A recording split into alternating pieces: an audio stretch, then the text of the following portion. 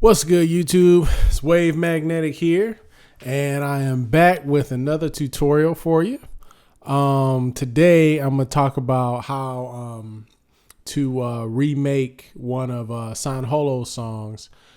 This is his song "Lost Lately," and I did a remake on the drop. So I'm gonna show you how to make the drop. And it's actually pretty simple, but it's kind of dope. It's like, in the simplicity of it, it's just like, damn, that's some bad shit. You know what I'm saying? So before I get into it, if you like what you hear, make sure you hit the subscribe button below and turn on the button so that you'll know next time I come out with a video. And also, I got these new tees in here, right here. Brimskabibble.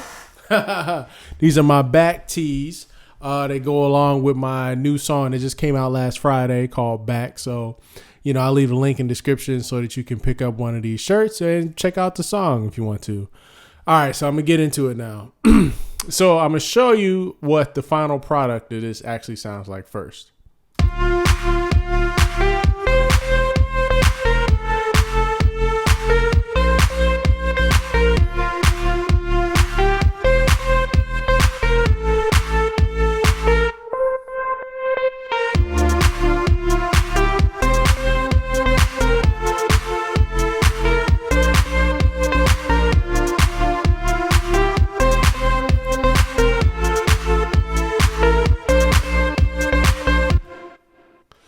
Yeah, so that's pretty dope right there. So let's start with breaking it down what the most important parts of the song really are, which is the melody. Let me turn off some of this stuff and we'll get to it. So the main melody is kind of a layering of a couple of things. This sound right here is the main melody. Actually, let me take all of this stuff off, the EQ and the verb and whatnot. So this is what it sounds like with nothing dry.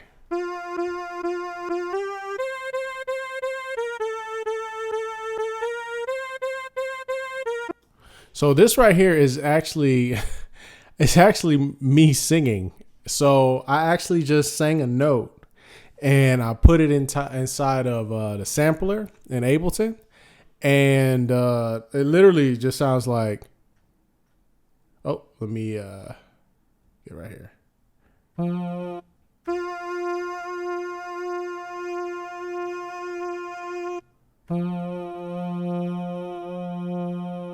You see, I just went into the mic and just said, ha. And so I recorded that, put that in the sampler, and let's see here, inside of the filter. Was it 6 voices, the sample? There's a spot, oh, right here.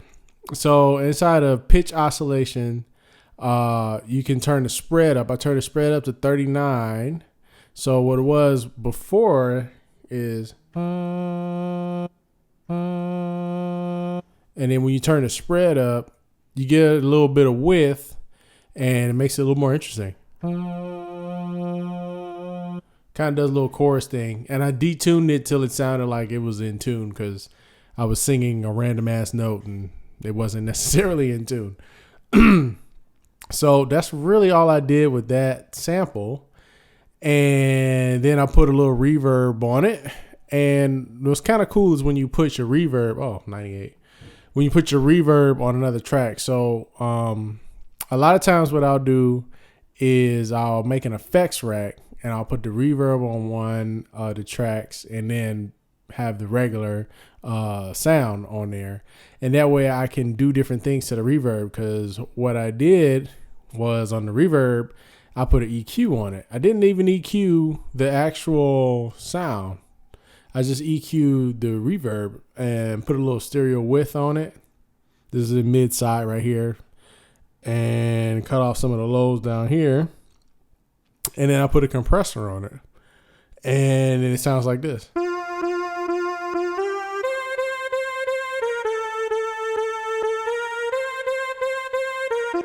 Which is kind of dope. So then there was another layer to the sound. So what I did was I made that in Serum. So literally, I just took a sawtooth wave that's in Serum. I picked one of the analog emulation waves in here because I wanted it to sound more like an actual analog synth. Okay. So to get the sound though, it's actually kind of crazy. There's a few things in here that I just learned about recently that it's actually in Serum. So I modulated the pitch with this. So here you go.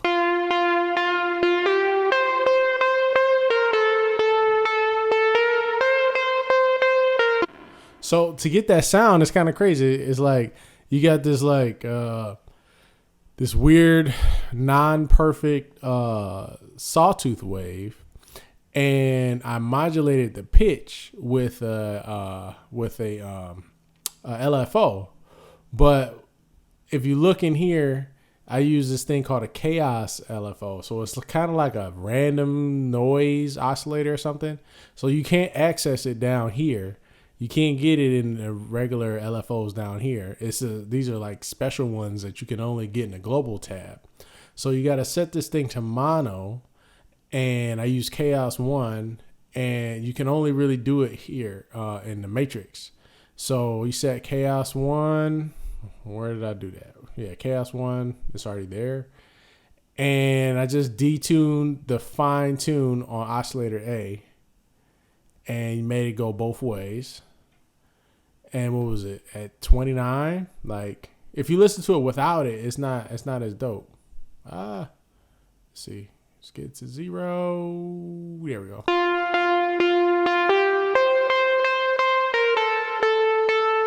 Which is not bad, but then when you put it down to 29, you get this kind of weird thing.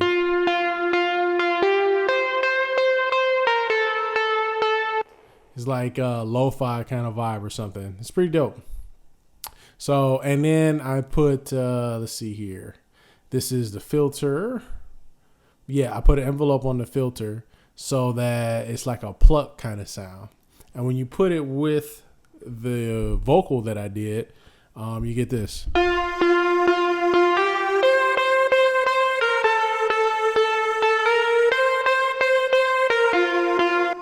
Dope. And it sounded like it had a little bit of noise on it. So I just I made another track and put on the operator. I just made it the white noise sound right here. Make the stereo spread all the way up. Put a little reverb on it. And when you put it together, it's literally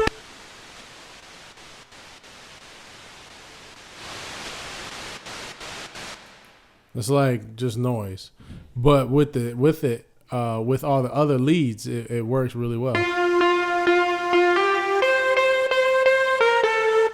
So then the next part was on the second half of the second half. There's a melody that comes in to go along with the main melody, which sounds like this.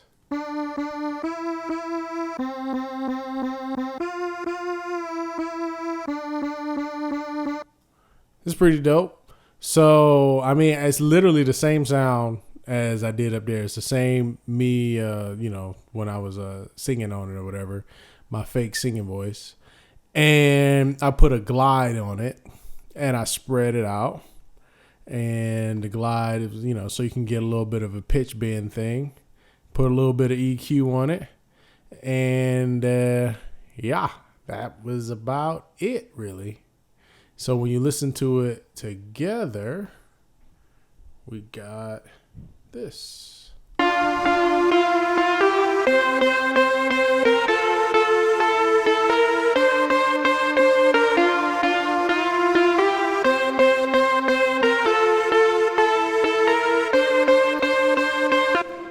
Dopeness.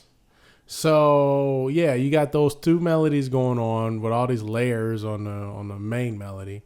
And then you got an 808, the bass sound. This is actually an 808 that I kind of made a little while ago. Yeah, it's just a sample. You could take any 808 sample or whatever. That's pretty dope. And I just went with what the notes were.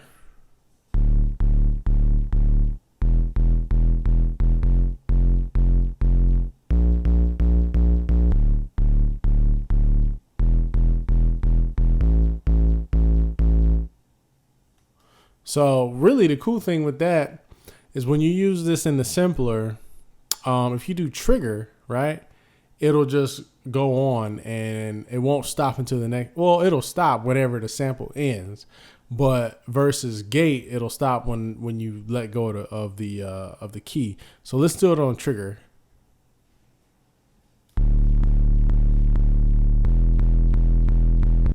But the song didn't sound like that. It had some stoppage in there. So I put it on gate right here, and then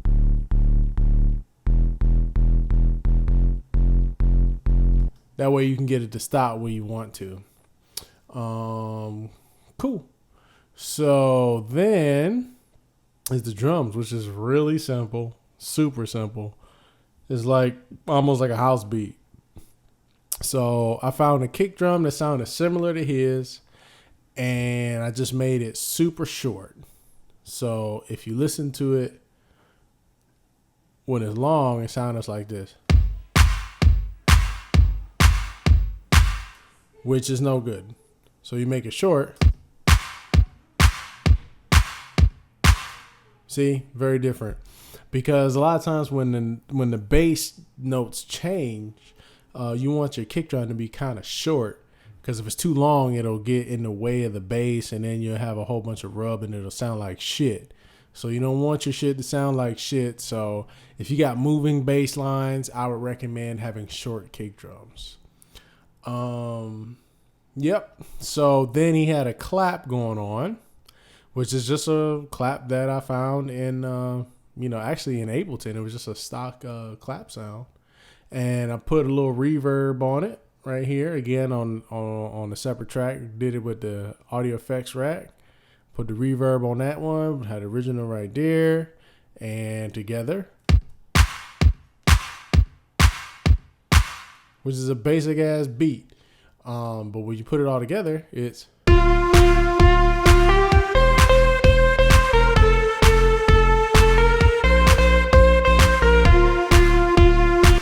so now that's not as bumping as it could have, as it was a second ago. So the other thing is that you got to get the sidechain action happening. So I use the Waves one knob pumper, because this is like the way he did it is kind of like a house beat kind of thing, and to get it to pump in time the way you want it to, one knob is good. There's a Nicky Romero thing or something, volume shaper. What's the other one? It's a X for Records one. LFO tool. LFO tool is cool too. They all do the same thing. This one is cool because it's just, you just turn the knob and it's done. And either it works or it doesn't. So with it, it sounds like this.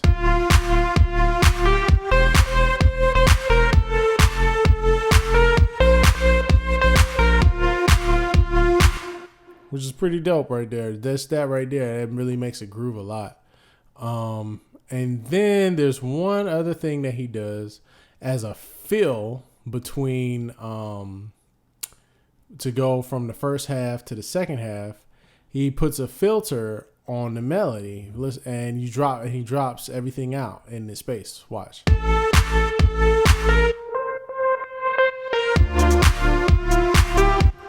It's kind of dope, right? So it's really simple. I just automate it.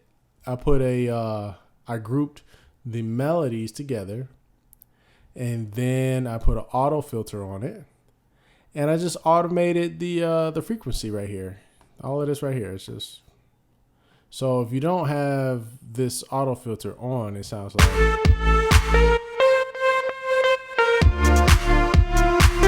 which is okay. But when you have it on,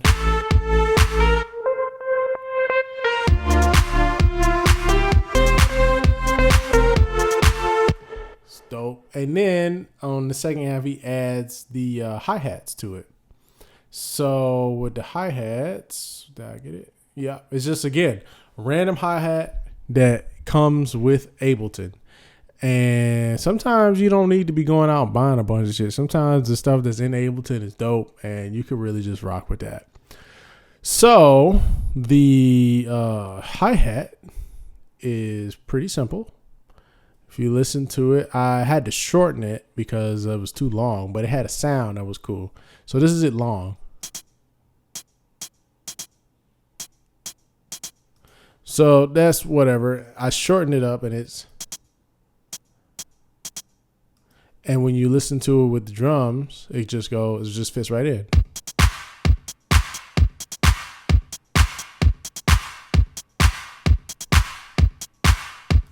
Simple pattern like that.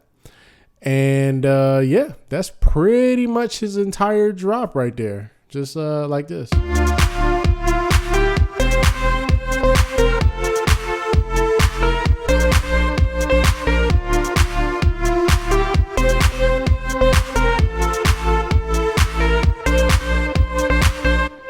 Oh, boom goes the dynamite. So if you like what you just heard right there, make sure you hit the subscribe button below and hit the notification bell so you know the next time I put out a video. Again, I just released a new song called Back, so check that out. I'll leave a link for that. And if you want one of these tees right here, I've only got 50 printed off. And when they're sold, when they're gone, they're gone. So make sure you get yours fast. Otherwise, there may not be any more. I'll leave a link in the description again for that so you can pick up one of these shirts. And yeah, I guess I'll see you on the next one. Peace.